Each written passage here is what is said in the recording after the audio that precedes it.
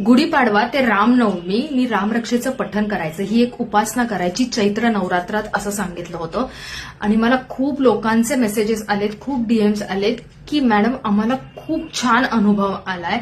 Even day to day लाईफमध्ये त्यांचं संरक्षण होतंय. काही लोकांनी तर सांगितलं की आम्हाला आमच्या भोवती काहीतरी सुरक्षा कवच आलंय असं वाटतंय. आणि खरंच आहे, रामरक्षेमुळे आपलं रक्षण होणार हे नक्की.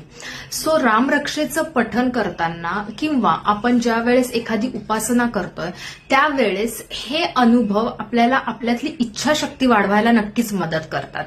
त्यामुळे सर्वांना सर्वप्रथम धन्यवाद की तुम्ही तुमचे अनुभव शेअर केले. काही काहींचा तर ऑरा क्लीन झालाय, अडकलेली कामं मार्गी लागली. परंतु आता की हे 9 दिवस जर कोणाला काही जमलं नाही करायला, काही कारणास्तव बाहेर गेलेत, गावाला गेलेत, नाही करता आलं, तर रामनवमीच्या दिवशी तुम्ही हा उपाय करा. मी आज तुम्हाला एक उपाय सांगणार आहे. या एका दिवशी तुम्ही स्वतःसाठी थोडा अर्धा तास 1 तास काढा. कसं असतं ना, आपल्याला आयुष्यात काही जर चेंजेस करायचे असतील, आपली इच्छाशक्ती दृढ करायची असेल तर स्वतःसाठी थोडा वेळ द्या. सो अर्धा 1 तास रामनवमीच्या दिवशी तुम्ही नक्की काढाल. मी तुम्हाला उपाय सांगतेय, हा व्हिडिओ शेवटपर्यंत बघा. तुमच्या निकटवर्गीयांना, तुमच्या रिलेटिव्हजला, फ्रेंड्सला नक्की पाठवा. याचा खूप छान विलक्षण अनुभव येतो. काय करायचंय तर विडाचं पान आणायचंय, विडाच्या पानावर सुपारी ठेवायची. त्यानंतर एक पूर्ण पाण्याने भरलेला ग्लास घ्यायचा आहे. ज्या वेळेस तुम्ही रामरक्षा म्हणायला बसणार आहात, रामरक्षेचं आवर्तन तुम्हाला 11 करायची आहेत ह्या दिवशी, त्यावेळेस तुम्हाला ईशान्य दिशेमध्ये बसायचंय. ईशान्य दिशा ही ईश तत्वाशी निगडीत असते आणि तिथे केलेली कोणतीही उपासना ही शीघ्र फलदायी असते. त्यामुळे ईशान्य दिशेमध्ये बसायचंय, फेसिंग टुवर्ड्स ईस्ट. ईस्टला तोंड करून तुम्ही बसायचंय.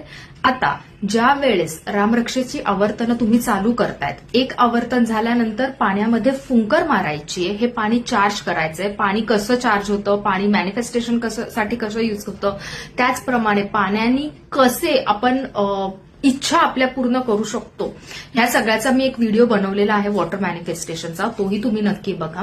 पण ज्या वेळेस आपण अशी कोणती साधना करतो त्यावेळेस हे पाणी चार्ज होतं. आता ही 11 आवर्तनं झाल्यानंतर हे पाणी प्यायचं आहे. ऍट द सेम टाइम तुम्ही जे काही उदबत्ती किंवा धूप लावली असेल त्याचा अंगारा इथून पुढचे दिवस तुमचं संरक्षण करणार आहे. सो तोही चार्ज झालेला अंगारा तुम्ही डेली बाहेर जाताना, ऑफिसला जाताना, जॉबला जाताना लावू शकता. हे तुम्ही नक्की करा. आता ते जे विडाचं पान आहे आणि ती जी सुपारी आहे तिचं काय करायचंय, हनुमानाच्या मंदिरात जायचंय संध्याकाळी हनुमानाच्या मंदिरात ते विडाचं पान आणि ती सुपारी ठेवल्यानंतर आपण प्रार्थना करायची की आता आमचं संरक्षण होणारे जी काही संकट आहेत ती तुमच्या कृपेने आता सगळी दूर झालेली आहेत आणि सुख, समृद्धी, आनंद माझ्या आयुष्यात येणार आहे. सो त्याबद्दल धन्यवाद. कधीही ग्रॅटिट्यूड व्यक्त करा आणि तुम्ही ते तिथे हनुमानांच्या चरणी अर्पण करायचंय. एवढं करा, तुम्हाला खूप छान अनुभव येईल.